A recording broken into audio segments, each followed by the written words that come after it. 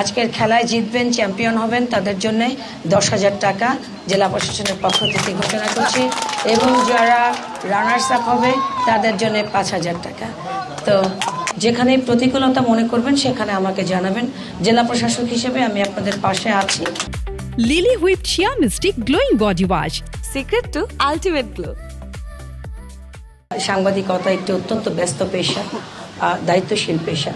প্রতিদিন সত্য, সুন্দর আর বস্তুনিষ্ঠ সংবাদ পরিবেশনের জন্য আমাদের সাংবাদিক ভাইয়েরা নিরন্তর ছুটে চলেন।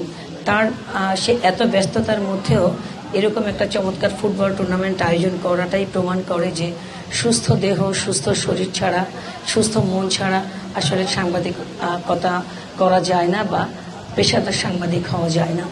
আমরা এটা সবসময়ের জন্যই দেখি, মনে করি যে ফুটবল খেলা কিন্তু শুধুমাত্র একটা খেলা না, এটা আমাদের একটা শৃঙ্খলারও বহিঃপ্রকাশ, আমাদের শৃঙ্খলার যে চেতনারও বহিঃপ্রকাশ। আমরা দেখি যে 22 জন, দুইটা গ্রুপে 22-23 জন প্লেয়ার মাঠে নামে, তাদের টার্গেট থাকে কিন্তু বিজয় অর্জন, কিন্তু তারপরও কেউ কাউকে টাচ না করে, কেউ কাউকে হার্ট না করে বা মারামারি না করে কিভাবে একটা গোল করা যাবে সেই প্ল্যানটা তাদের থাকে। জেলা প্রশাসক হিসেবে আমার কাছে বলা হয়েছে যেন আমি আগামীতে কিভাবে বৃহৎ পরিসরে এই খেলাটা আয়োজন করা যায় সেই বিষয়ে ভূমিকা রাখা আমি আয়োজকদেরকে বলবো।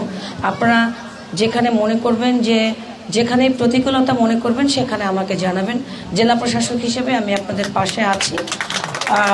আপনারা দেখেছেন যে মাননীয় প্রধানমন্ত্রীও কিন্তু খেলাধুলার ব্যাপারে অত্যন্ত আগ্রহী।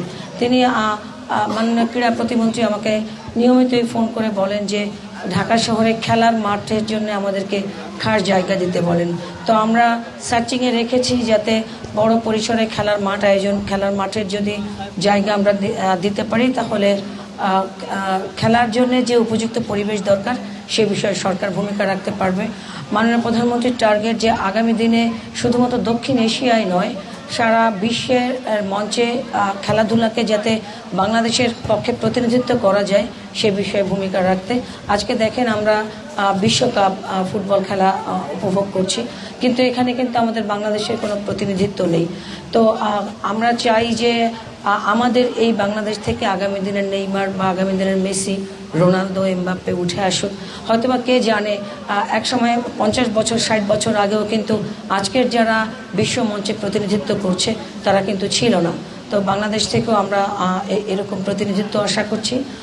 আর আজকে যারা জিতবে তাদের জন্য জেলা প্রশাসনের পক্ষ থেকে ছোট্ট একটা ঘোষণা আছে, সেটা হচ্ছে যারা আজকের খেলায় জিতবেন, চ্যাম্পিয়ন হবেন, তাদের জন্য 10,000 টাকা জেলা প্রশাসনের পক্ষ থেকে ঘোষণা করছি এবং যারা রানার্স আপ হবে তাদের জন্য 5,000 টাকা।